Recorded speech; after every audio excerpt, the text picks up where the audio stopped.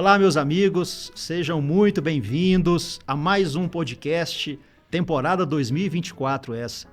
E hoje nós temos a grata satisfação em receber uma pessoa de minha maior administração. Aliás, administração não, admiração, porque também ele foi administrador e meu administrador na OAB, né? Eu estou falando aqui do meu amigo Lúcio Flávio Siqueira de Paiva. Seja muito bem-vindo, meu amigo Lúcio. Roberto Serra, muito obrigado. Te agradecer por esse convite generoso.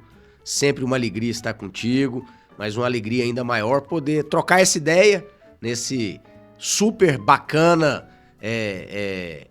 podcast, o SerraCast, né? Cumprimentar também aí todos os ouvintes e dizer da minha alegria de poder compartilhar com você e com vocês de um pouquinho de um bate-papo aí que eu tenho certeza que vai sair coisa interessante aí.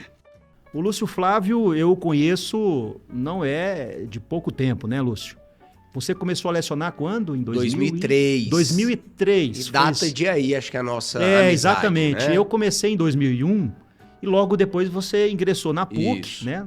Mediante processo seletivo, concurso na PUC, e nós tornamos professores juntos. E já naquele período eu percebi o quão diferenciado você era no sentido do desenvolvimento da sua atuação como professor e também como advogado que você exercia naquele momento. Logo em seguida veio a sua ascensão, digamos assim, à OAB como presidente da Ordem dos Advogados do Brasil, tornando-se o presidente mais bem votado do Brasil, né, por 2 vezes, inclusive. Então, estou muito feliz por você ter aceitado o convite, estar aqui nesse podcast e prestigiando, né, esse humilde amigo aqui que vos fala.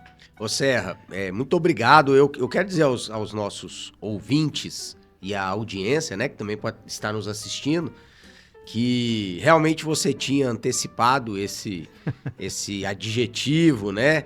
Esse elogio que eu recebo com humildade e mais com gratidão também pelo seu reconhecimento. E eu quero deixar claro que eu tinha impugnado e pedi para que você não trouxesse isso.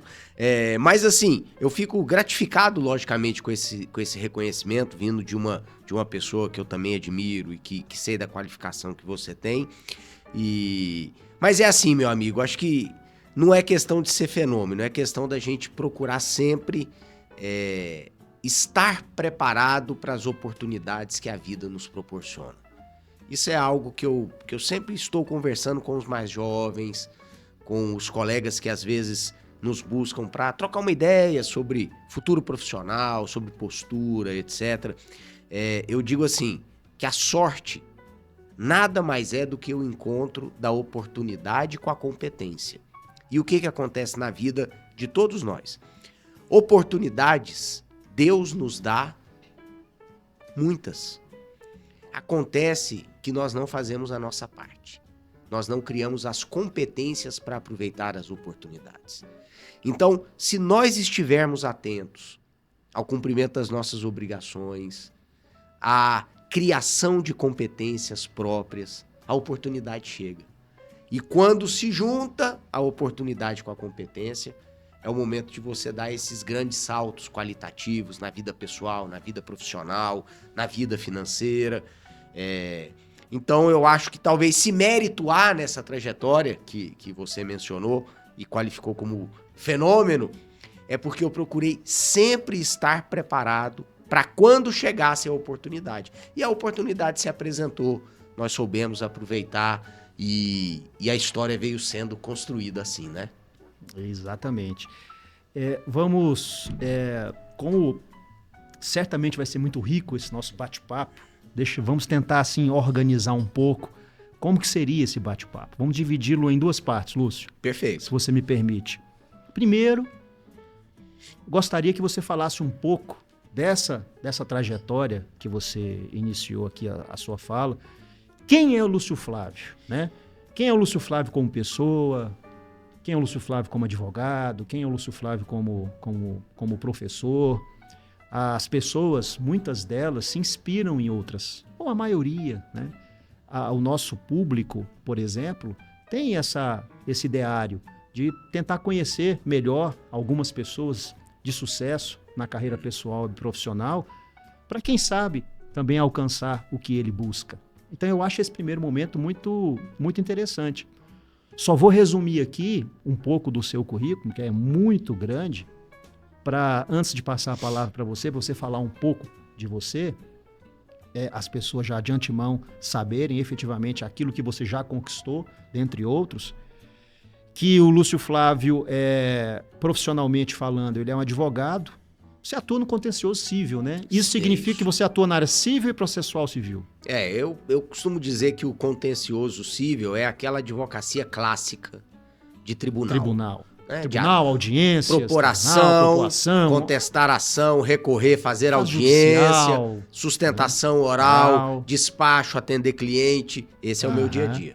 Também professor universitário, né? Como a gente já antecipou aqui, professor apenas na PUC, né? Você tá hoje apenas na PUC. Professor de processo civil na PUC, continua licenciando em processo civil. Processo civil, que é a sua cadeira. Isso. Ex-presidente da Ordem dos Advogados do Brasil, né? 2016 a 2018 e 2019 por 2 mandatos, a 2021.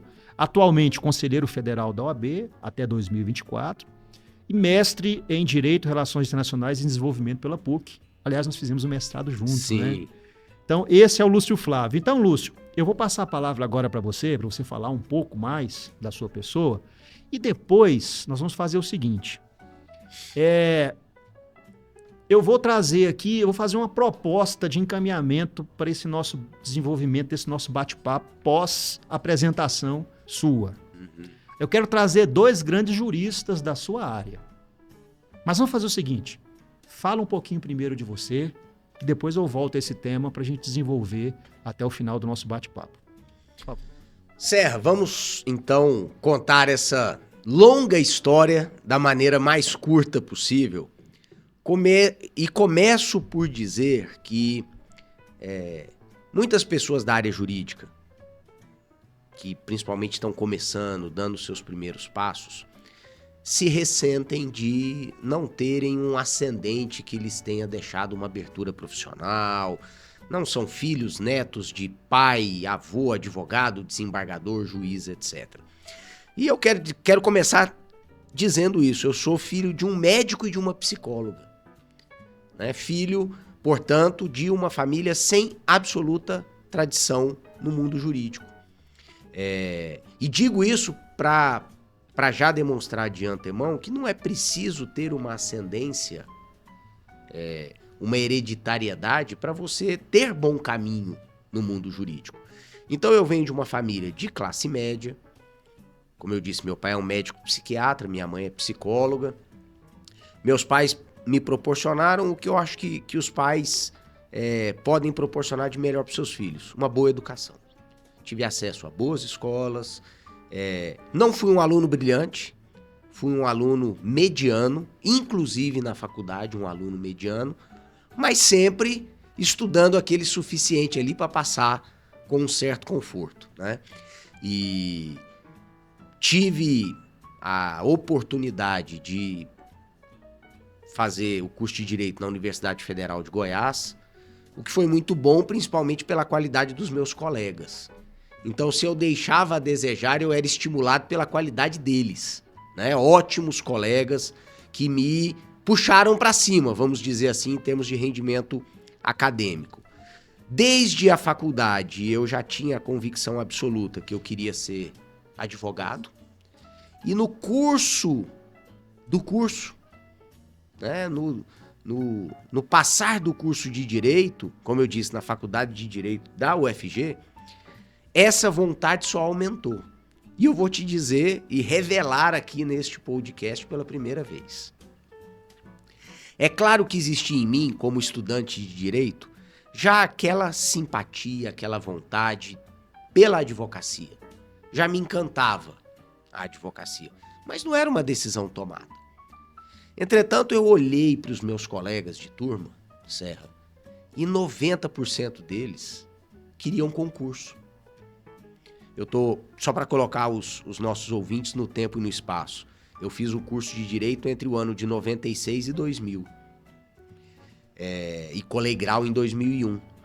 Então, naquele momento ali, todas as grandes cabeças, todos os colegas brilhantes, inteligentes com os quais eu me relacionava, queriam concurso público. Aí eu pensei comigo, falei, bom, primeiro, se eu for competir com esses caras, eu não vou dar conta, que eles são melhores que eu.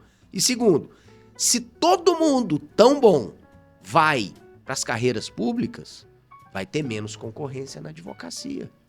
Mais um motivo para eu investir minhas energias nesse empreendimento. Claro que no momento que eu era acadêmico, isso não era claro como é para mim hoje. Mas ambas as questões, a vocação que já estava presente, mas o posicionamento estratégico também, de ver uma ida em massa de brilhantes colegas para a carreira pública e o deserto que isso poderia representar para a advocacia, me motivaram ainda mais a me posicionar contra a maré, porque a maré caminhava para o concurso. E eu não mencionei, mas adiciono que a minha família, meu pai é servidor público, gostaria que eu tivesse feito concurso. Então, naquele momento, eu consegui me posicionar contra a corrente. E hoje, olhando em retrospectiva, eu considero que foi um posicionamento estratégico inteligente.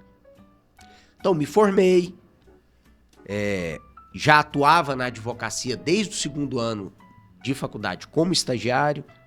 Optei, assim que peguei a OAB, por abrir o meu próprio escritório e não prosseguir no escritório que eu estava, porque entendia que o escopo de atuação do escritório em que eu me encontrava naquele momento era limitado em relação àquilo que eu pensava para a advocacia, né? E foram, desde então, 22 anos de caminhada até aqui.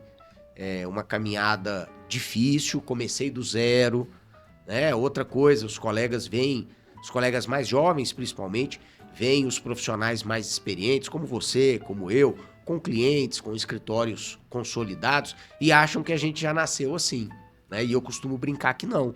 Meu primeiro escritório, que era inclusive muito humilde, eu digo que ele tinha tudo.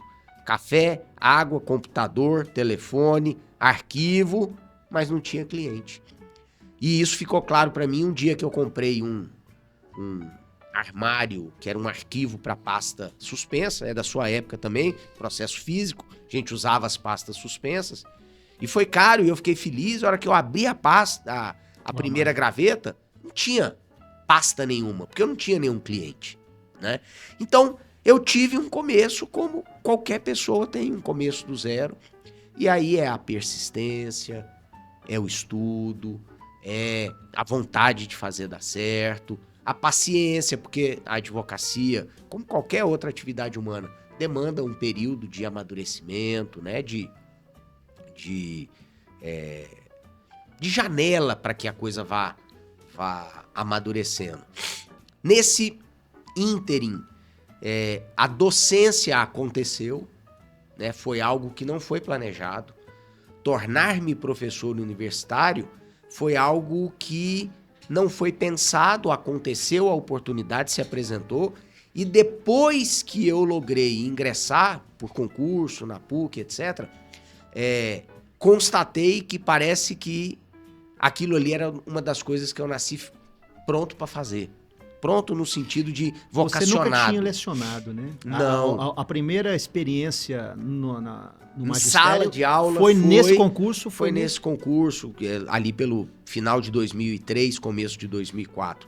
E aí depois que eu comecei a dar aulas, claro, com esforço para produzir aulas, para estudar, aprofundar, etc., eu percebi que na verdade era uma vocação que eu tinha e eu não conhecia. E se tornou uma das minhas grandes paixões e tanto que estou lá até hoje, com algumas interrupções, porque depois no meio do caminho também, e aí eu já caminho para encerrar essa longa história de maneira curta, também veio um outro, aspas, acidente, que foi a política classista, a Ordem dos Advogados do Brasil. Muita gente pensa que, como eu consegui ser eleito 1, 2 vezes, ser presidente da Ordem, que isso era um plano acalentado, projetado, e nunca foi. Mas, de novo, oportunidade que se encontrou no momento em que acho que eu tinha as competências necessárias, se concretizou, E esse acidente, vamos chamar assim, né? Acidente, pois que não planejado e tudo, abriu todo um novo campo de atuação em prol da categoria, da sociedade, de experiência própria, de relacionamento com os poderes, que para mim foi uma coisa muito nova. Com 38 anos, ter sido eleito presidente mais jovem da história da OAB aqui em Goiás, me permitiu ainda muito jovem conviver com governadores, com presidentes de assembleia, com vários presidentes de Tribunal de Justiça, com outros presidentes de ordem de outras seccionais, com presidentes do Conselho Federal.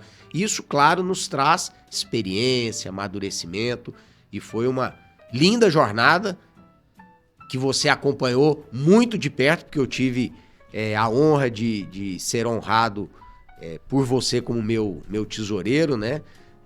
Diretor durante os 6 anos. E, enfim, esse é um pouquinho dessa caminhada, como eu falei, né? De uma maneira curta, o que aconteceu ao longo dessas mais de 2 décadas de trabalho. Quando eu disse que você era uma pessoa prodígia, né? Um fenômeno, isto é, uma pessoa dotada de um talento fora do comum, no início em tom jocoso, em tom de brincadeira, mas com a verdade e a sinceridade que me é peculiar, foi exatamente considerando que eu lhe conheço desde 2003. Uhum. E conheço você desde 2003, com viés acadêmico. Participávamos não só, apesar de disciplinas distintas, mas não só do centro acadêmico, mas também das aulas, das homenagens, né? Nós coincidíamos de ser homenageados juntos. Sem querer te interromper, mas só para também compartilhar aqui, uma coisa muito interessante é que eu, Roberto Serra e outros colegas fazemos parte de uma geração, principalmente ali da PUC, então ainda a Universidade Católica de Goiás, né? Que olhando para aquele período, eu vejo que nós infundimos ali naquele corpo docente uma nova energia, uma nova visão do direito. A gente tinha muita vontade de levar aos alunos o que havia de mais atual, estudávamos muito, contribuímos muito com a academia naquele momento, você com as mesas de processo penal, a gente sempre palestrando para os alunos, trazendo os alunos para debate. Então foi um momento muito frutífero, né, em termos de o que é uma academia, para que serve um professor. Eu acho que a gente deu uma baita energia naquela época. Eu lembro da Ana Paula, da Ana Flávia, que hoje dirige a escola, inclusive, né? Somos todos aí da mesma geração, uma geração que foi, assim, na minha humilde opinião, muito importante. Foi. E ainda nessa toada desse talento que para mim é diferenciado, que você possui, eu pude conviver mais próximo ainda na gestão da OAB durante 6 anos. 6 anos. Foram 7 6 anos. Porque teve um ano de campanha que foi muito intenso 7, também, né? 7 anos. E 7 assim, Lúcio. De segunda a segunda, de manhã à tarde e à noite. Sim. Nós tivemos uma convivência muito intensa. E dessa convivência eu pude consolidar de fato o quão visionário, o quão diferenciado, e por isso que eu o qualifiquei como um fenômeno, nesse sentido, você é. Então, mais uma vez, receba essa minha fala como, não como algo assim, simplesmente criado para lhe massagear o seu ego. Não tem esse objetivo, mas de fato, para sintetizar o que eu penso. Mas você trouxe aqui uma história muito bonita, construída, né? Na advocacia, no magistério, né, que você foi ali nesse período se descobrindo e acabando agarrando as oportunidades que apareciam à sua frente e sendo feliz com o que conseguiu conquistar. Vamos aproveitar então essa experiência toda para nós entrarmos na segunda parte do bate-papo, trazendo aqui 2 juristas que você conhece até melhor do que eu, porque são juristas, se é que eu posso chamar assim, processualistas civis. Primeiro, Piero Calamandrei, né, o italiano Piero Calamandrei, que foi autor de vários livros, né, foi constituinte, trabalhou na reformulação do Código de Processo Civil, juntamente com... Aí eu já posso, talvez, conhecer com um pouco mais de profundidade do que o Calamandrei, o Carnelucci, o Chiovenda. Essa tríade, digamos assim, ajudaram a construir o direito lá na Itália, lá na década de 40, e escreveu o livro, traduzido para o português, né? Eles, os juízes, aí a tradução às vezes muda, visto por nós advogados ou visto por um advogado, eles, os juízes, visto por um advogado, e gostaria que você, não vou dizer encarnasse, mas vestisse assim a beca do Calamandrei para falar para a advocacia e para os acadêmicos. Então, eles, os acadêmicos e advogados, visto por Lúcio Flávio, inspirado por Calamandrei. Mas não só Calamandrei eu gostaria de trazer para cá, para esse nosso bate-papo, essa nossa reflexão sobre a advocacia e sobre a academia. Também gostaria de trazer Juan Eduardo Culturi Echeverri, conhecido no seio acadêmico como Eduardo Culturi.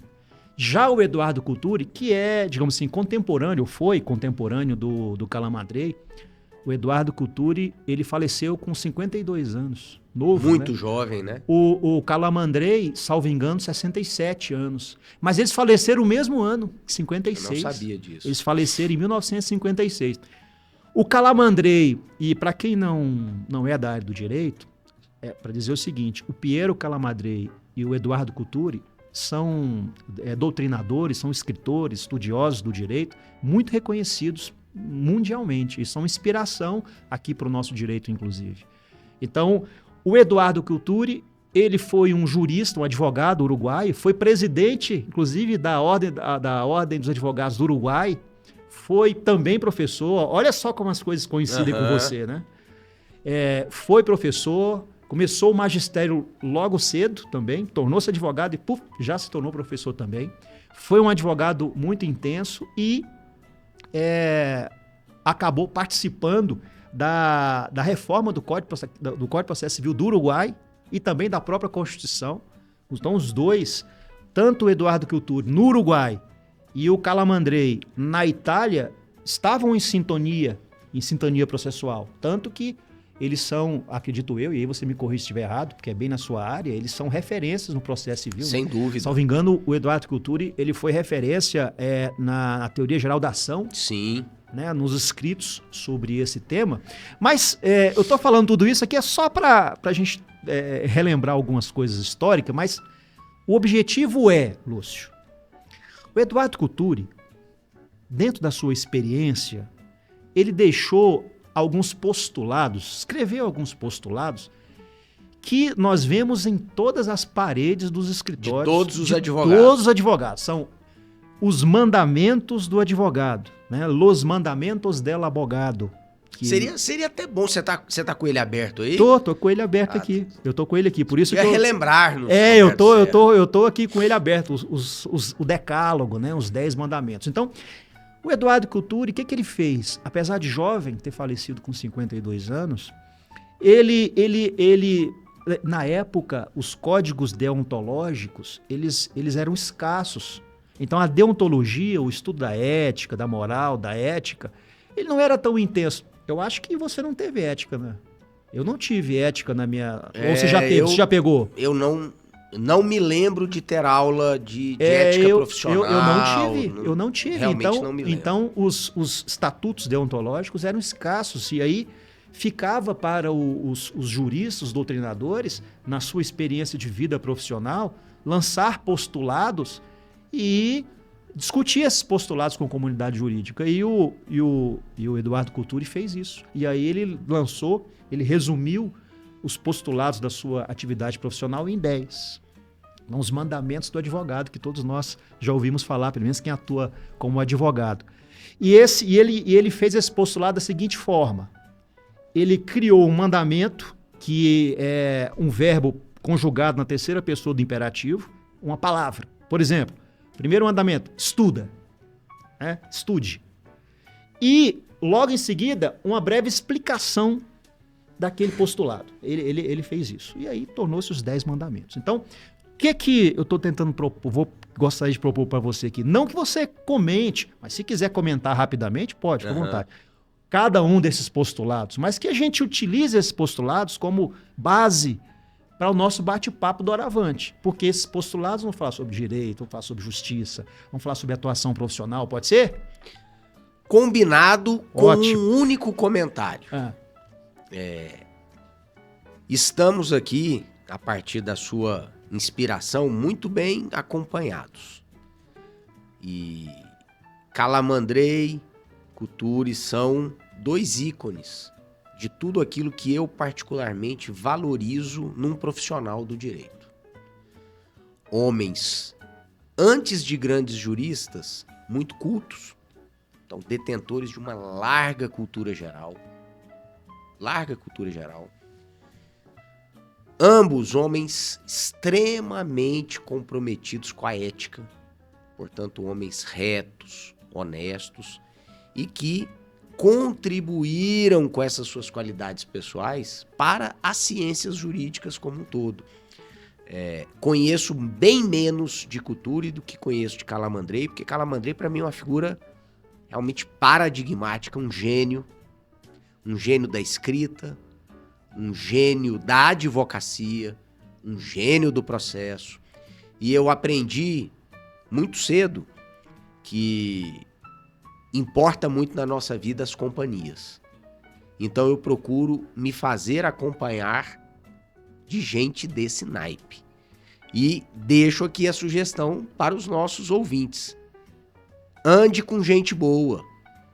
Então, se você andar com Calamandrei, por exemplo, se você colocar do lado da sua cama ou na sua mesa de estudo o livro Eles, os Juízes Vistos por um Advogado, e dialogar com Calamandrei todo dia, você vai se tornar uma pessoa melhor, um jurista melhor, um homem melhor.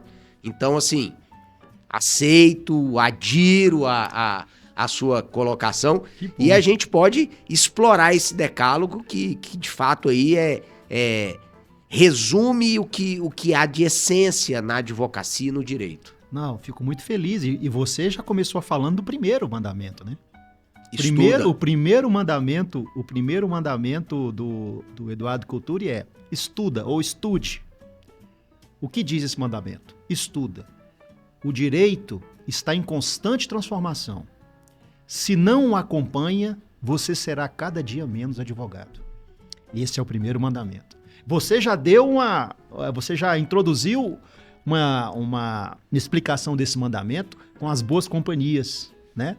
Agora, conviva com os gênios. Conviva com os gênios. O que você teria a dizer, lastreado, digamos assim, inspirado nesse mandamento, para, por exemplo, os acadêmicos, aqueles que estão estudando direito, para os advogados, de uma maneira geral?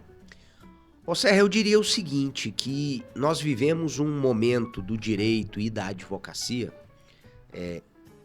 talvez arrastado pelo clima contemporâneo, muito utilitarista.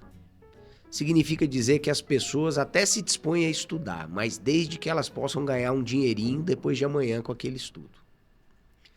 E eu não estou relegando a segundo plano a necessidade do ganho material para manutenção da vida, da família, uma vida digna, etc. Mas o estudo, e eu acho que Couturi aí, ele coloca o estudo nessa posição mais ampla, ele não pode ser apenas o estudo utilitário. Não pode ser o estudo utilitário do acadêmico apenas para passar na prova ou apenas para ser aprovado na prova da OAB.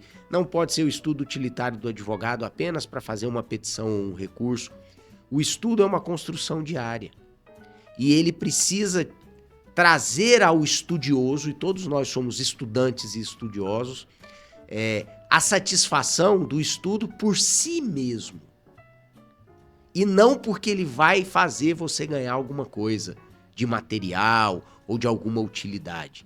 Então, assim, minha sugestão é abrace o estudo como um fim em si mesmo e não como um meio para se alcançar algum fim. O estudo abraçado como um fim em si mesmo, ele vai dar frutos maravilhosos. Não precisa de estar atrelado a um aspecto utilitário da vida. E como você... Eu sei que você, inclusive, tem redes sociais muito ativas, né? Lá no Instagram, por exemplo, em outros canais.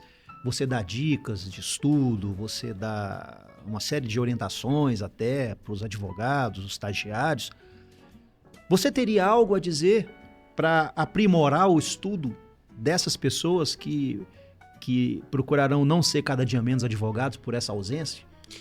Eu gosto muito de uma frase que é atribuída a Aristóteles, e eu digo que é atribuída porque eu não tenho como saber se ele falou isso mesmo, né? Mas as fontes históricas repetidas e muito antigas trazem essa frase como tendo sido cunhada por ele, que diz o seguinte, que a excelência não é um ato, mas um hábito.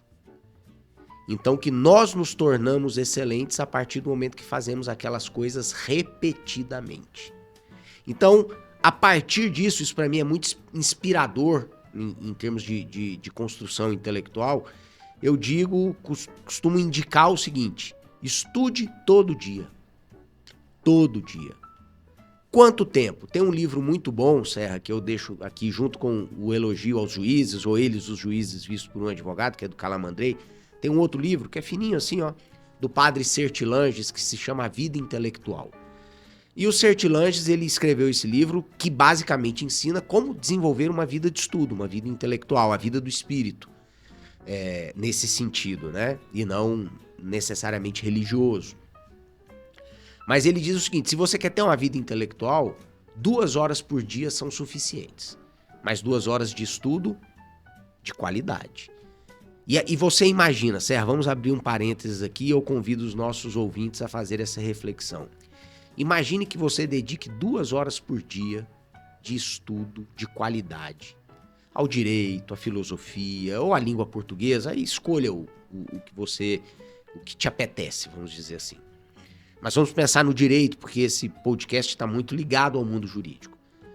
Ao final de uma semana, e eu vou eliminar sábado e domingo, você estudou 10 horas líquidas. Imagina, ao final de um mês, quantas horas foram? Vamos colocar 4 semanas, 40 horas líquidas no mês. Mais de 400 horas líquidas no ano. Agora veja o impacto disso em 10 anos de hábito. Que indivíduo você vai se tornar com um hábito como esse? E veja que é pegar um punhadinho de terra todo dia. Ninguém carrega uma montanha de um lado para o outro de uma vez só. Mas se você pegar um punhadinho de terra todo dia, vai chegar o dia que você vai ter uma montanha.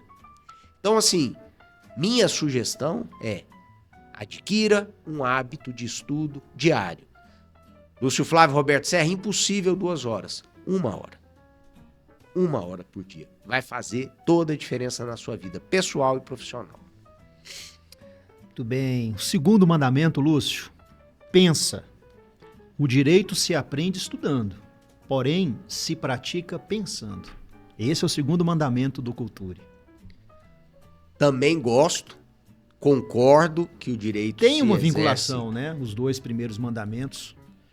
Tem, porque embora o primeiro esteja vinculado muito com a aquisição de conhecimento, né, de informações, o segundo mais a aplicação prática daquele conhecimento adquirido, talvez. Eu vejo assim, sabe, Roberto Serra, muita gente quer ter boas ideias. E às vezes até acha que tem boas ideias. Mas as ideias só nascem a partir de um solo que foi trabalhado, adubado e bem semeado. A adubação, a semente, o preparo é o estudo. A partir do momento que você adquire essa capacidade de estudo e aprofunda a sua vida intelectual, você vai nutrir o seu espírito suficiente para saber pensar. Então, eu acho que até a ordem é feliz. Estuda para pensar e não pense para estudar. O estudo é a base de tudo. E o direito, obviamente, ele exige capacidade de reflexão, riqueza de conhecimentos para que você possa ter capacidade de reflexão.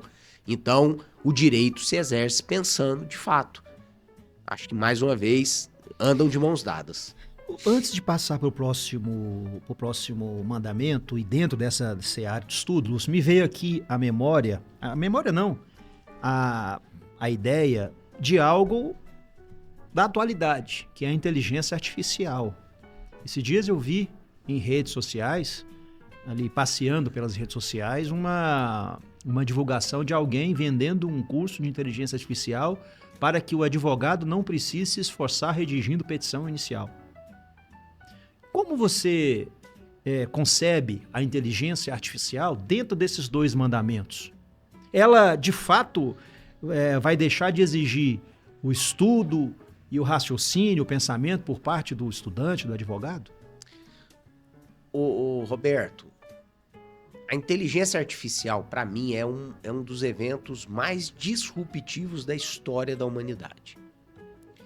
Isso significa que, considerando que tem um ano e meio que a gente fala sobre ChatGPT e congêneres de maneira mais diária, é muito cedo, eu pelo menos não tenho condição de projetar o que vai acontecer, mas eu digo que isso é disruptivo da forma como foi disruptiva a internet, da forma como foi disruptivo o surgimento dos computadores, da forma como foi disruptivo a máquina a vapor, enfim. Então, é uma mudança muito importante que nós estamos vivendo. E não dá para ignorar que a vida pós-inteligência artificial vai ser diferente. Quão diferente ela vai ser é muito difícil, como eu disse, de projetar.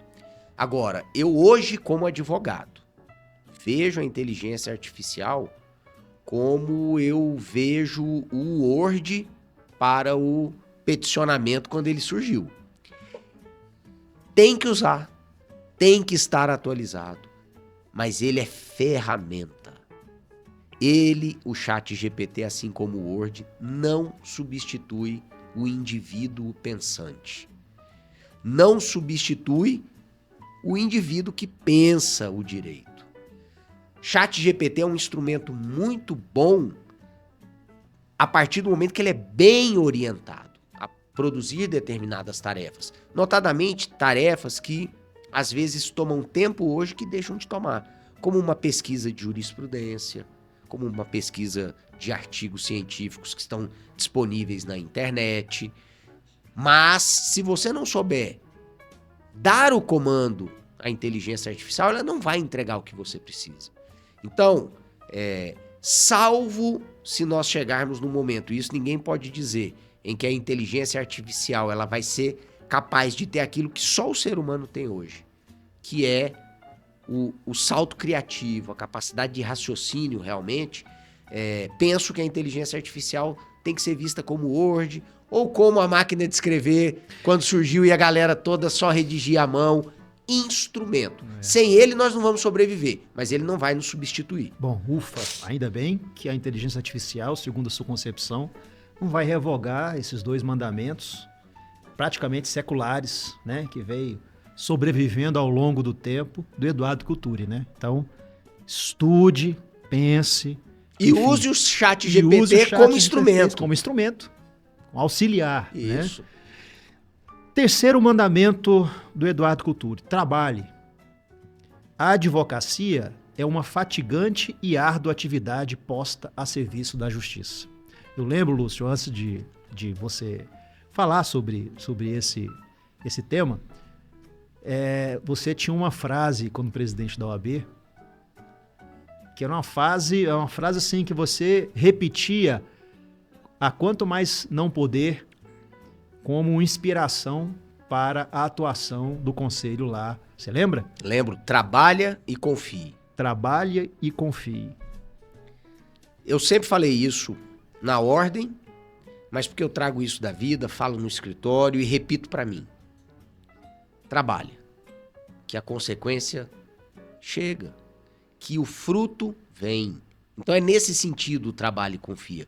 Então assim, o colega que está nos assistindo, eu quero tanto ter sucesso na advocacia, eu quero tanto ganhar dinheiro, eu quero tanto ser reconhecido, ter prestígio, etc. O que o senhor me diria?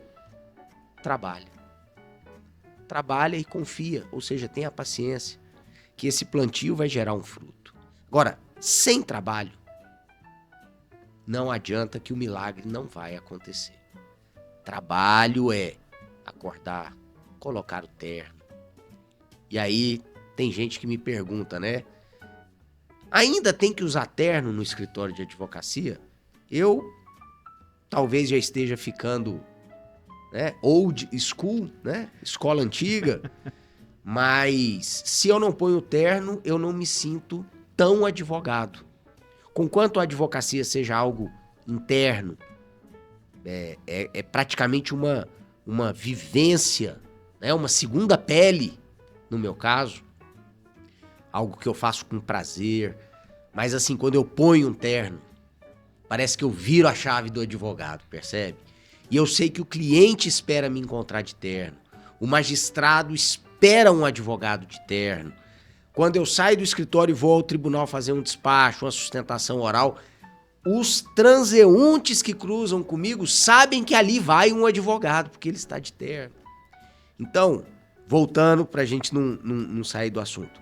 Trabalha, veste seu terno, acorda cedo, escreva, pesquise, peticione, faça audiência. O fruto vai ser colhido. Trabalha, trabalha, trabalha e confia. E essa parte final aqui do mandamento, né? Que a advocacia é uma atividade a serviço da justiça, ela releva muito mais a necessidade do labor, né? Da constância do trabalho, porque você trabalha não apenas para, digamos assim, ter uma retribuição pessoal por aquele trabalho, mas você trabalha a bem da sociedade, a bem da justiça. Tanto que o nosso código de ética, e aqui voltando no estudo, no pensamento e no trabalho, recomenda que o advogado estude. O advogado tem que estudar e tem que trabalhar. Então, é muito interessante essa sua visão sobre esse mandamento do Culture aplicado aos dias atuais e voltado para o acadêmico, porque muita gente pensa assim, Lúcio, mas eu vou para o escritório, não tem cliente, vou fazer o quê? Como é que eu vou trabalhar? O que é trabalhar? Aliás, é uma boa pergunta. O que seria trabalhar para você que acabou de formar e ainda não tem aquela clientela? Como é desenvolver esse trabalho? Eu penso... Aliás, antes de eu responder, só para eu não me esquecer. O trabalho, né, da advocacia é um trabalho infatigável em prol da justiça. E aqui eu me lembro do Calamandrei, nos seus diversos escritos, que a gente pode tomar emprestado do Calamandrei para colocá-lo de mãos dadas com o Culture para dizer o seguinte: a advocacia é também uma magistratura. A diferença é que é uma magistratura ativa, magistratura de pé, que vai atrás, que diligencia. Parcialmente, porque nós temos que ser parciais. A magistratura de pé de um lado, parcial, com a magistratura de pé do outro, parcial também, no antagonismo da relação processual, autor, réu, acusador, defesa, fazem com que a magistratura sentada, inerte, possa ser imparcial, porque ela recebe desses lutadores e trabalhadores infatigáveis as duas versões que vão permitir que a justiça seja, pelo menos, no máximo possível alcançada naquele caso. Então, acho que, de novo, também aí nós temos a advocacia como uma magistratura de pé. Que é do Calamandrei.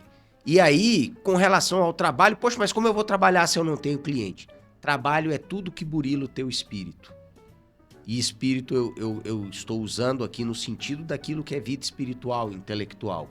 Estudo é trabalho. Eu não tenho cliente, mas eu posso estudar para produzir um artigo sobre um tema importante que alguém vai ler e pode me procurar para me contratar. É trabalho.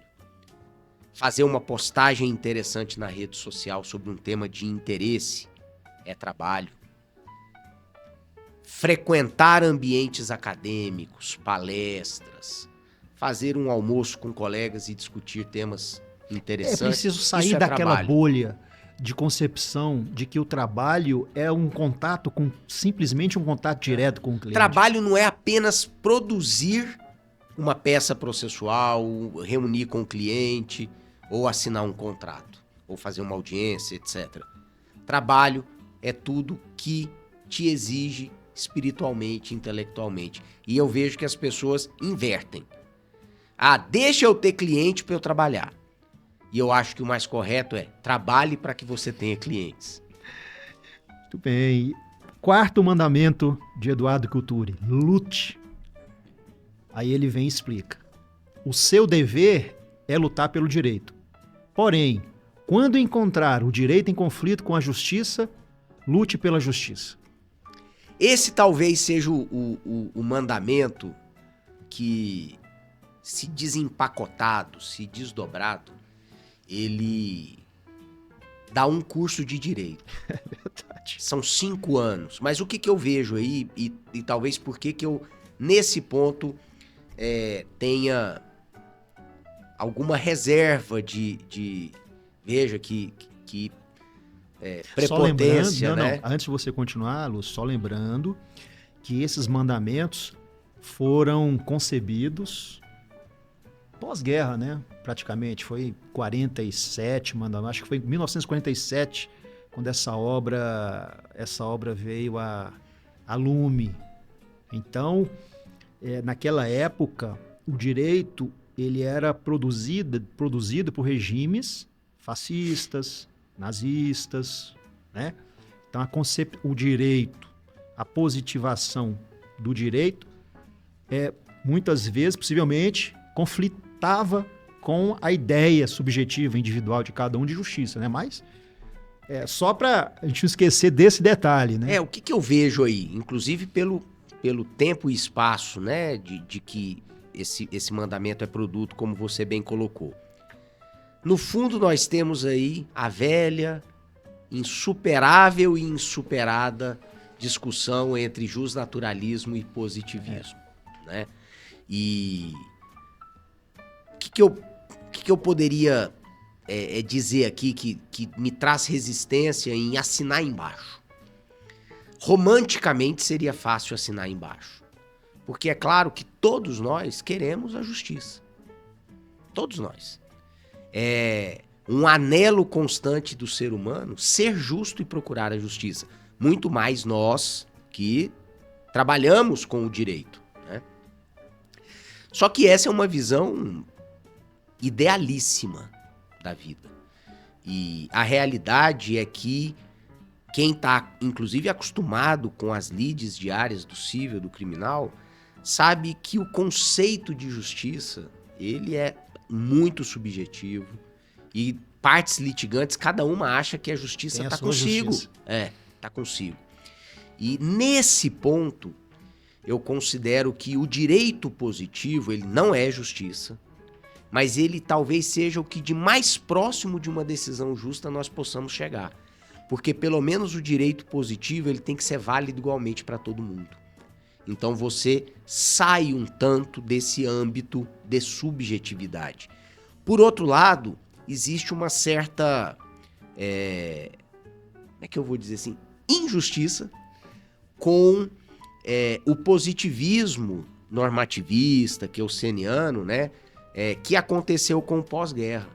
Por exemplo, eu já li muita gente boa, inclusive, dizer, sem porém argumentar o suficiente, que o regime nazista, por exemplo, teria se utilizado de postulados positivistas para poder derrubar a República de Weimar e instaurar o regime nazista. E tem um livro de um brasileiro que agora está me escapando o nome, se a gente depois fizer uma pausa eu volto com o nome. Ele fez uma longa pesquisa no doutorado que ele fez na Alemanha, esse jurista brasileiro, Rodrigo Valadão. Ele escreveu um livro chamado O Positivismo e o Nazismo. Então, o que ele demonstra de maneira, para mim, cabal e acima de qualquer dúvida? Foi muito ao contrário. Foi justamente o regime nazista, por exemplo, para ficar só nesse exemplo, ele se valeu de postulados de justiça ideal para desconstruir o direito positivo alemão, que dava salvaguardas às minorias perseguidas, por exemplo, que dava salvaguardas ao devido processo legal. Se o positivismo, tal qual nós o pensamos, de aplicação da lei, respeito à lei, subserviência à lei, tivesse sido aplicado pelo regime nazista, não teria acontecido o que aconteceu. Mas qual era a máxima de justiça daquele regime?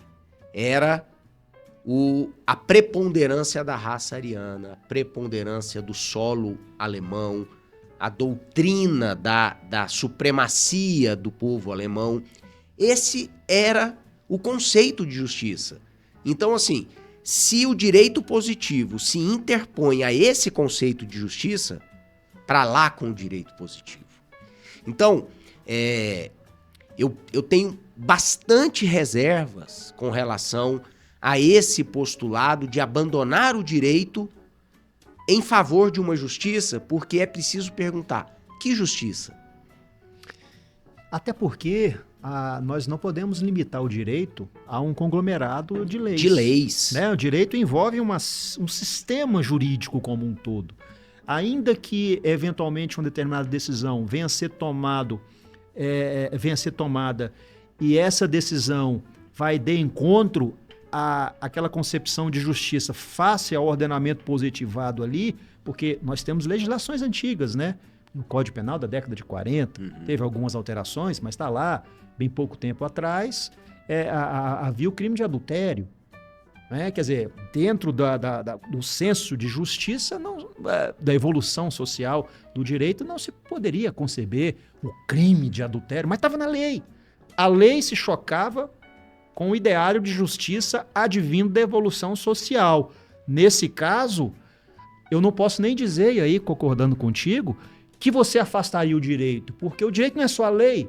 O direito é a jurisprudência, o direito é a doutrina, o direito é a hermenêutica, você interpreta, é o costume. Então, é claro que tem até esse mandamento também me traz à tona uma obra de um alemão, que você também conhece bem, Rudolf von Jhering, que escreveu A Luta pelo Direito, né? E interessante que ele começa o livro dele assim, o fim do direito é a paz. E para alcançá-la é imprescindível, e para alcançá-lo, a luta, o direito, é imprescindível a luta, que se lute pelo direito. Né? Ele luta por quê? Pelo direito. É claro que lá na frente ele fala de justiça, mas a luta é pelo direito, para se fazer alcançar a paz social, a justiça. E aí, Serra, para a gente poder até passar para frente, mas não deixar de fazer esse comentário. Esse exemplo que você trouxe do crime de adultério que permanece ou permaneceu positivado conquanto a sociedade tenha mudado, a teoria kelseniana, por exemplo, ela explica isso sem precisar de se recorrer à metafísica da justiça. Diz o seguinte, olha, uma lei positiva, ela cai em desuso. É a desuetude. Ela cai em desuso porque ela não tem mais eficácia no seio social.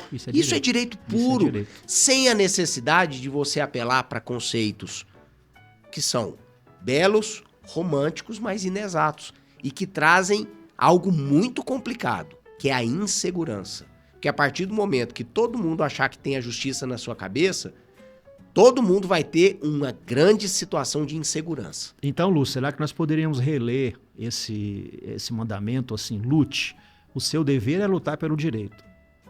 Porém, lute pelo direito, sempre visando alcançar a justiça.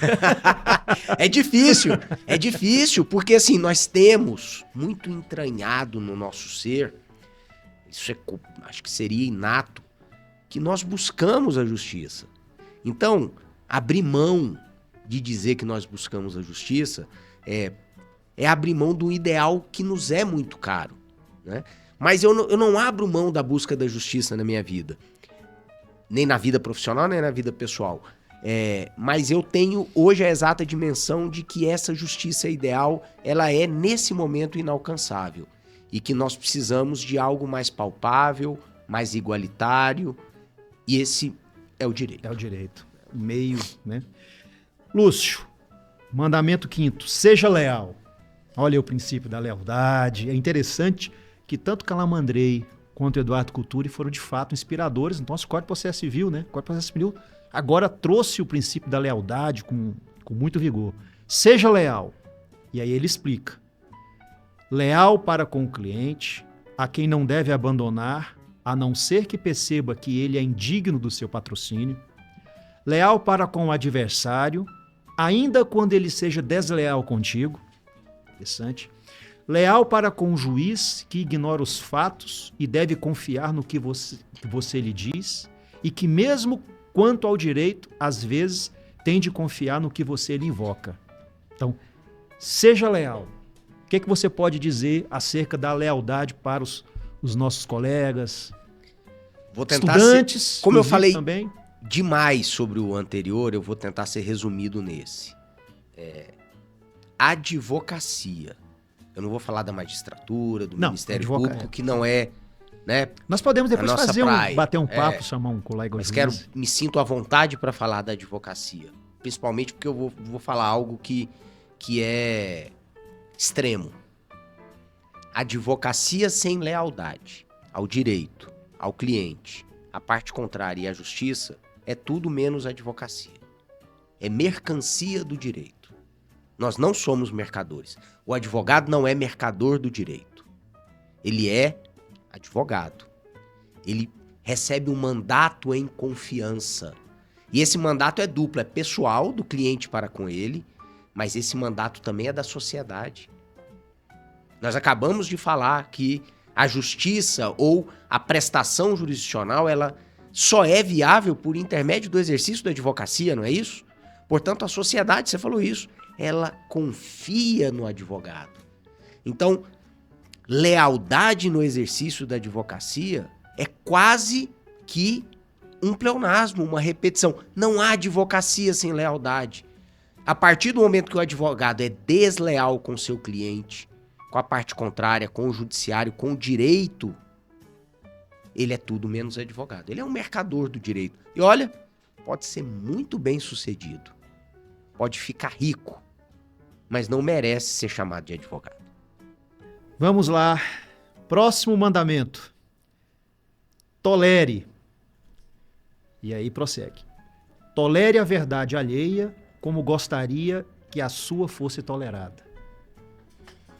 Isso aí é um treino para o advogado, né? E isso falta muito, né? Isso falta. Isso é um mandamento não só para o exercício da profissão, como para a vida em sociedade, né, bíblico Roberto? Até, né? Tolerância, né? A tolerância. Você não precisa concordar com o outro, mas você precisa reconhecer o direito dele pensar diferente de você, né? E a gente está vivendo numa sociedade extremamente conflitada pela intolerância das pessoas, né? E a intolerância é isso, a incapacidade de entender que a outra pessoa pode pensar diferente que você e que é importante que assim seja, que haja diversidade de opiniões para que a sociedade possa avançar, possa ter melhorias. Então, assim, a tolerância não vale só para o direito, vale para a vida em sociedade. Tenha paciência, Lúcio. É o próximo mandamento. O tempo vinga-se das coisas que se fazem sem a sua colaboração. Tenha paciência. Você falou no início, né? Estudo. E você tocou um pouco na falta de paciência de alguns colegas, advogados, estudantes, de que com uma certa afoiteza querer alcançar um determinado objetivo, mas quando a paciência parece ser um mandamento fundamental da advocacia, né? Eu até brinco, você deve lembrar das épocas em que estávamos na ordem, nas entregas de carteira, quando eu fazia a oração de boas-vindas, né, aos novos advogados, que é a fala do presidente, uma fala que eu fazia com muita constância é que a advocacia ela está assentada sob um tripé: paciência, persistência e excelência. E a paciência é sempre o primeiro que eu cito. A gente tem que ter paciência para tudo na vida. Nem Deus, que é Deus, fez o mundo num fiat imediato. Foram pelo menos 7 dias pela narrativa bíblica, né? E a paciência, ela é essencial. Eu tenho uma colega advogada que está trabalhando comigo, ela é muito impaciente, sabe? Depois eu vou recomendar para ela assistir, a Ana Luísa, uma colega advogada, muito valorosa, mas ela quer, por exemplo, eu passo uma tarefa para ela, uma petição, ela quer entregar muito rapidamente, eu falo, paciência. Durma a petição, durma a sua tese, escreva com calma, releia. Paciência é essencial. Mas é difícil para a turma da atualidade. Eu costumo brincar que na nossa época, acho que a gente queria o sucesso amanhã. Depois passou um tempo, a próxima geração queria o sucesso hoje. E a geração atual, ela não quer o sucesso nem amanhã nem hoje, ela quer ontem. E lembrei aqui também de uma orientação até doutrinária. Eu não sei se foi eu acho que foi do próprio Calamandrei, no sentido de que jamais utilize o prazo processual inicial. Mas se você tem um prazo de 5 dias para se manifestar, manifeste num terceiro, no quarto. Durma com a petição, durma com a argumentação, amadureça, né? Rumine-a intelectualmente. A expressão é boa, ruminar. Mas é muito interessante. Paciência é um ponto importantíssimo. Tenha fé. Tenha fé. A fé é o 8º mandamento. Tenha fé no direito como o melhor instrumento para a convivência humana. Tenha fé na justiça como o destino natural do direito, na paz como substitutivo benevolente da justiça e, sobretudo, tenha fé na liberdade sem a qual não há direito, nem justiça e nem paz. É maravilhoso. Eu simplesmente digo, eu tenho fé. Tenho fé em tudo isso, tenho fé no direito, defendo, luto por ele, como o Iering escreveu, luto pelo direito. E acredito que o direito é o caminho pelo qual a gente atinge, dentro do possível, a justiça e a paz. Há essas pessoas que dizem não confiar na justiça, que são pessoas desprovidas de fé. Eu não vou nem falar no direito, porque o direito ele é talvez muito mais voltado ao advogado, aos operadores do direito em si, mas a sociedade comum, ela enxerga mais talvez a justiça, né? O que você teria a dizer como advogado dentro dessa concepção de fé? É preciso que, de fato, elas continuem ou desenvolvam a fé na justiça, no direito? Você, como advogado, tem. E a sociedade, para que ela adquira essa fé? Eu diria o seguinte, Serra, que só é admissível que um cidadão perca fé no poder judiciário e na justiça se ele tiver alguma coisa melhor para nos oferecer. E até hoje não surgiu nenhum cidadão com algo melhor do que está aí posto. Que não é perfeito, porque são instituições compostas por homens e mulheres, seres humanos imperfeitos. Então, a junção dos imperfeitos e falíveis não vai gerar a perfeição, por óbvio. Mas é o melhor que nós temos. Então, perder a fé neste melhor que nós temos, sem substituir por alguma outra coisa, é cair no sem sentido, no niilismo, na hipocrisia. Então, tenhamos fé, sabedores das limitações que nós, como seres humanos, que integramos essas instituições, temos. Esqueça, 9º mandamento. A advocacia é uma luta de paixões. Se a cada batalha for carregando a sua alma de rancor, chegará o dia em que a vida será impossível para você. Terminado o combate, esqueça logo tanto a vitória quanto a derrota. Esqueça. Serra, esse mandamento do Couture, eu vou dizer para você que eu repito ele para mim todo dia, mas eu preciso reconhecer aqui de público que não o consigo colocar totalmente em prática. Tá aí uma limitação que eu tenho. Eu tenho dificuldade de esquecer, tenho dificuldade de superar, não as derrotas, não é a derrota, Porque ganhar ou perder o processo, aquela demanda, tá dentro do jogo, sabe? Mas existem eventos processuais, acontecimentos que continuam me doendo e eu não os consigo esquecer. Isso não me torna uma pessoa amarga e tudo, como ele diz, que é o destino de quem não esquece, né? Mas eu acho que o mandamento é muito sábio, mas eu ainda não tenho essa maturidade. É uma diretriz, né? É uma diretriz. É uma utopia quase na minha atividade profissional.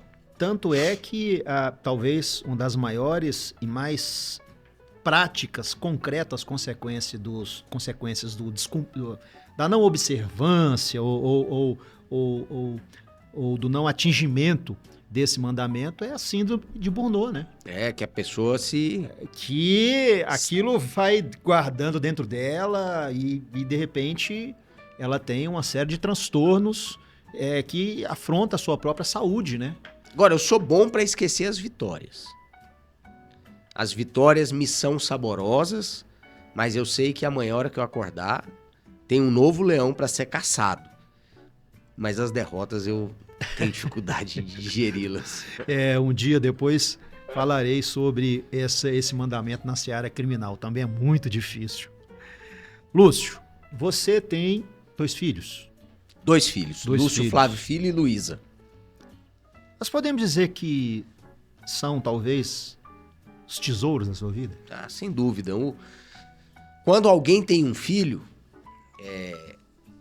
tem a grande mudança de vida. Porque antes de você ter filho, você vive sempre com alguém. Com seus pais, com seus irmãos, com seu marido, com a sua esposa. Vive com alguém. O dia que você tem filho, você deixa de viver com alguém para viver para alguém. Então, você sai daquele mundo autocentrado, em cima do seu próprio umbigo, e passa a viver para alguém. Então, para qualquer pai, não tem dúvida, o que há de mais valioso na vida são os filhos. Eles estão nos assistindo agora, viu? Um beijo para eles. E esse mandamento aqui envolve-os, porque ele toca a fundo os tesouros da nossa vida, né? Olha o tanto que o Cultura ele é danado. E você também compartilha a sua profissão com o amor que você tem por ela. Você já externou aqui, não precisou nem falar que você ama a advocacia, né? E aí vem o 10º mandamento e diz o seguinte: ame a sua profissão. Procure considerar a advocacia de tal maneira que, no dia em que seu filho lhe pedir conselho sobre o futuro, considere uma honra aconselhá-lo a ser advogado.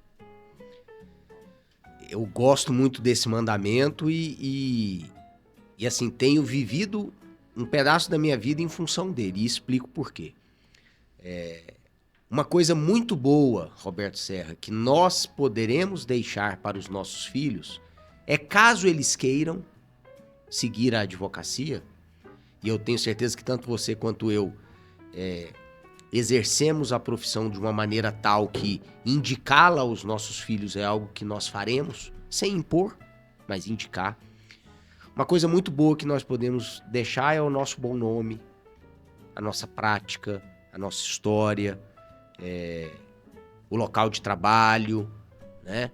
Então, assim, eu não tenho dúvida nenhuma, depois de 22 anos de profissão, que se um dia o Lúcio ou a Luísa me perguntarem se a advocacia é uma boa profissão e se eu indicaria para eles, sim. E ainda vou completar, meus filhos, tudo que eu fiz até hoje, esse legado, uma palavra que muita gente gosta, né, de usar, esse legado está aqui disponível para vocês. Eu não sou aquele advogado que depois de viver uma vida na advocacia vai dizer, não quero que meus filhos sejam advogados. Não, eu quero que eles sejam, desde que eles queiram em primeiro lugar, né? Então, a minha relação com a profissão, e eu sei que a sua relação com a profissão é essa também. Caso eles queiram, eu terei muita tranquilidade de indicar a advocacia como meio de vida para eles. Lúcio, com esse 10º mandamento, nós encerramos aqui esse momento do nosso bate-papo. E antes de agradecê-lo, gostaria de passar a palavra para você, para suas considerações finais, às vezes falar sobre algo que você não falou, que gostaria de falar e que a gente não perguntou ou não esteve contemplado aqui nesses mandamentos, que só se viram de base para a gente ter um roteirinho, né? E foi uma para ótima falar ideia, sobre os mais diversos assuntos. Então, você fica à vontade aí para suas considerações finais. Ô, Roberto Serra, assim, as considerações finais, primeiro, o agradecimento pelo convite. Fiquei realmente feliz e honrado de poder ter sido lembrado por você, pra gente bater esse papo.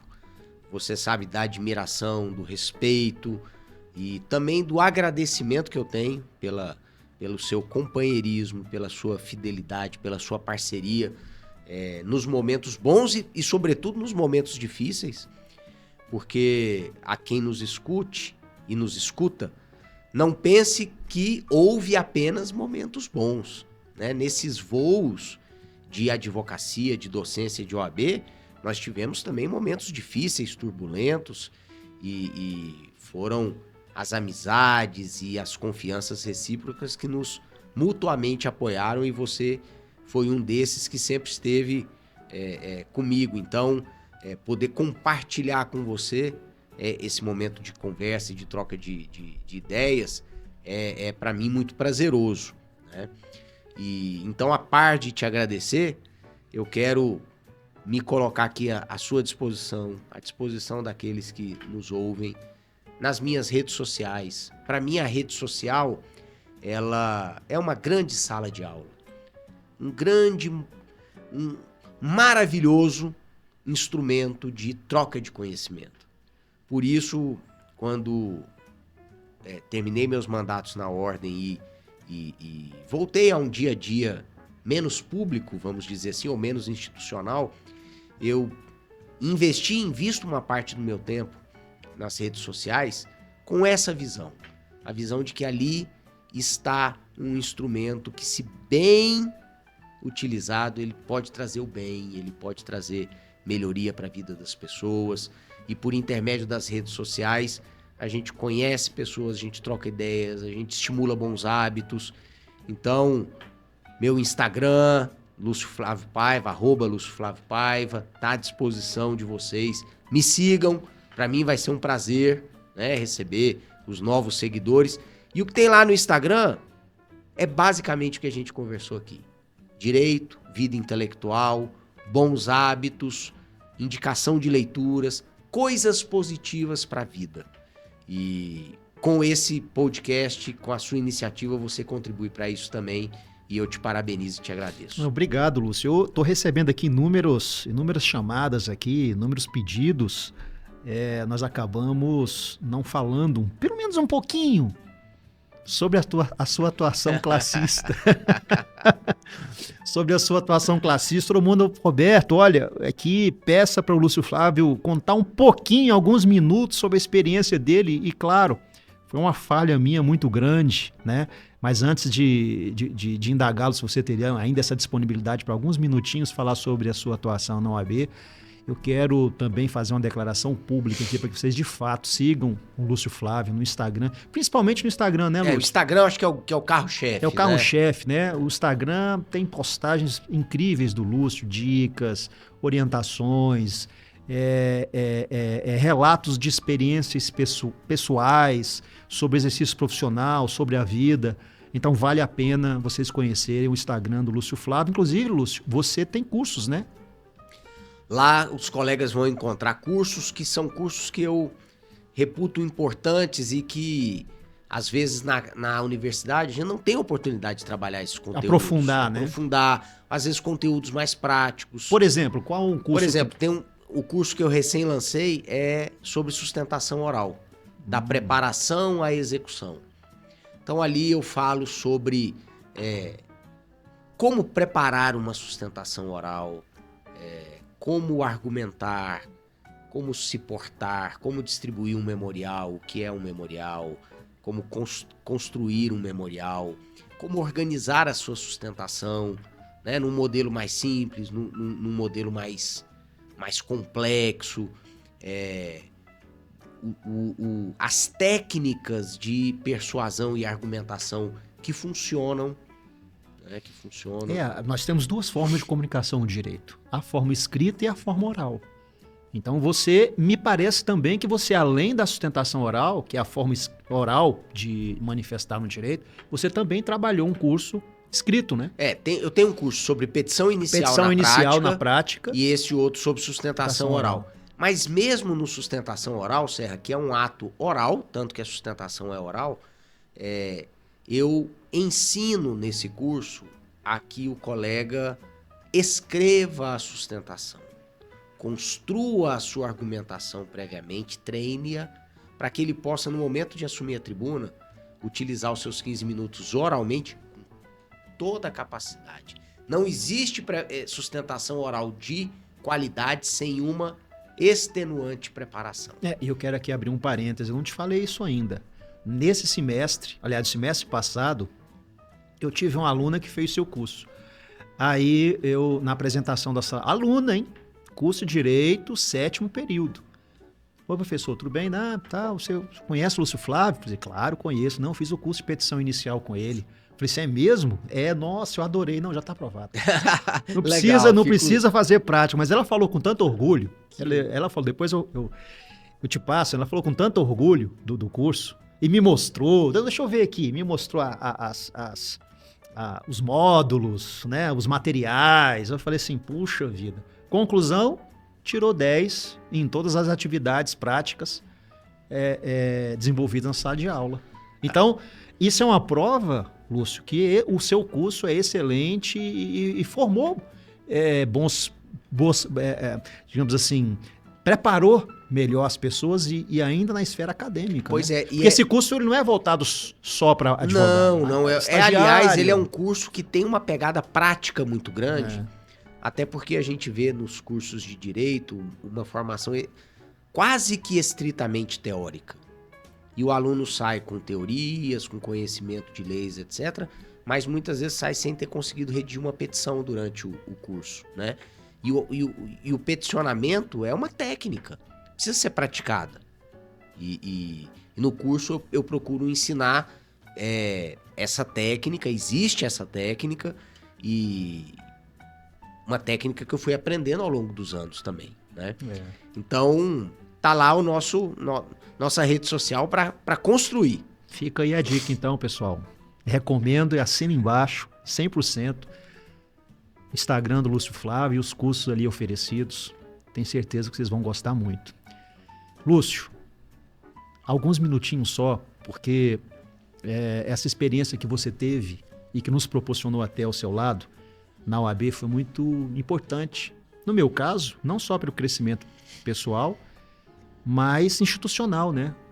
Nós entramos, é interessante, você foi um grande administrador ao longo desses 6 anos. E quando nós assumimos a OAB, imaginam vocês, pessoas que não são administradores, né? Podemos falar isso. Pessoas que são advogados, são escolhidos para presidirem, dirigir uma empresa chamada OAB. E essa empresa, ela não remunera pecuniariamente, né? Nós não recebemos para estar ali. Muita gente não sabe disso. Muita gente não sabe. E ela tem filiais, 50 e tantas filiais, que são as subseções. Como é que foi essa experiência sua, em poucas palavras, como presidente da Ordem dos Advogados do Brasil e com esse destaque nacionalmente?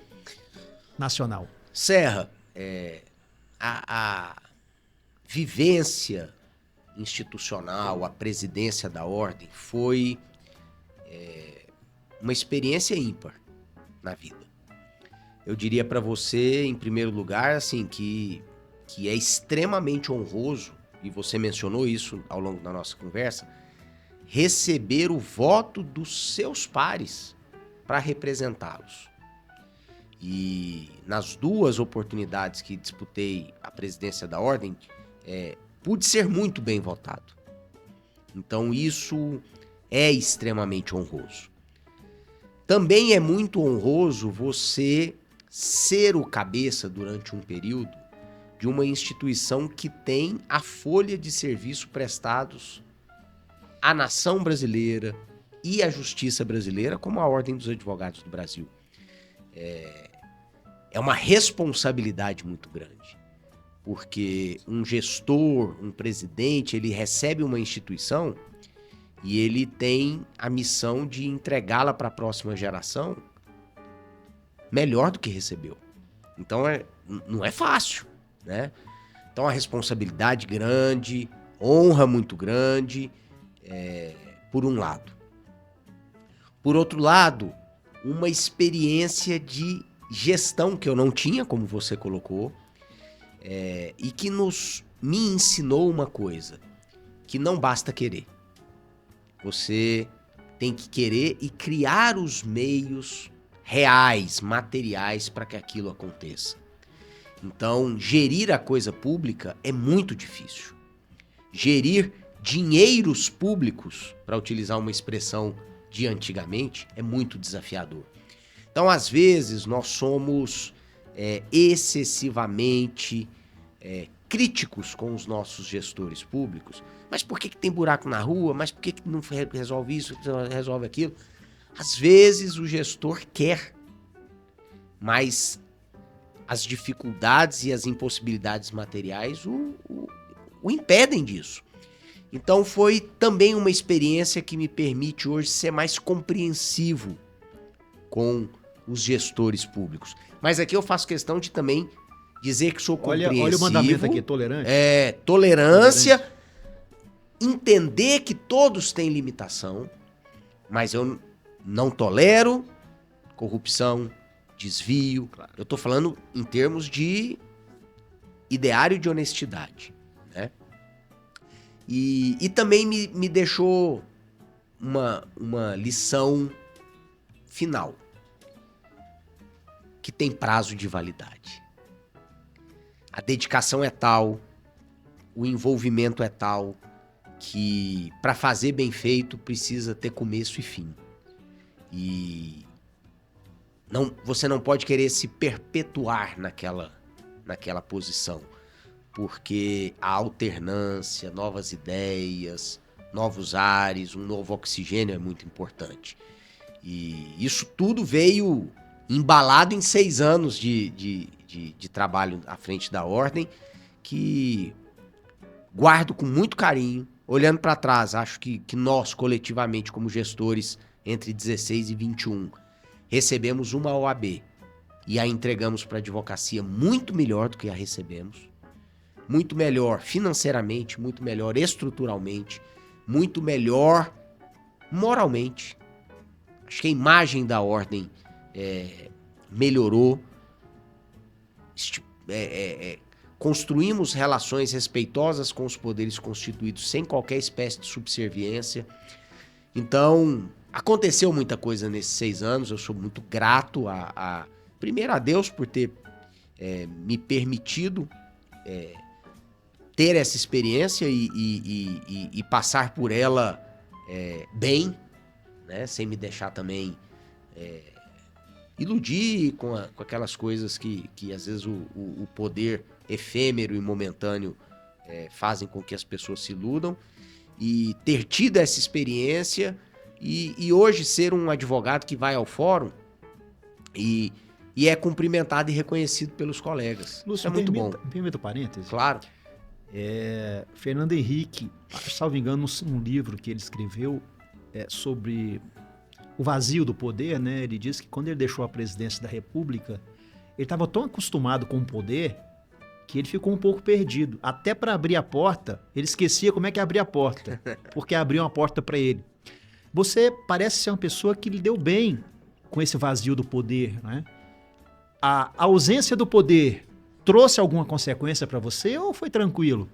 Porque você era a pessoa mais poderosa da advocacia, digamos assim, né? Você exercia um cargo de poder muito forte, como você acabou de dizer, que era a presidência da OAB. E aí você deixa a presidência da OAB. Como é que você foi tranquilo? Ou você sentiu um vazio? Não, Serra, na verdade, isso que o nosso ex-presidente, né, Fernando Henrique, escreveu, que você nos narra aqui, nem por um minuto aconteceu comigo. Na verdade, a minha sensação real no dia que virou 31 de dezembro de 2021 para 1º de janeiro de 2022, que foi realmente o fim do mandato, uma sensação de grande alívio, de meio que assim, alguém que carregava, né, para as pessoas entendam que isso é uma figura de linguagem, né? O mundo sobre as costas e de repente está leve de novo. É muita responsabilidade, né? Muita pressão. Então, assim, o exercício desse poder, para mim, ele foi mais penoso do que prazeroso. E certa vez eu li e dou muita razão a quem escreveu, que eu também não lembro a fonte, vou ficar devendo essa.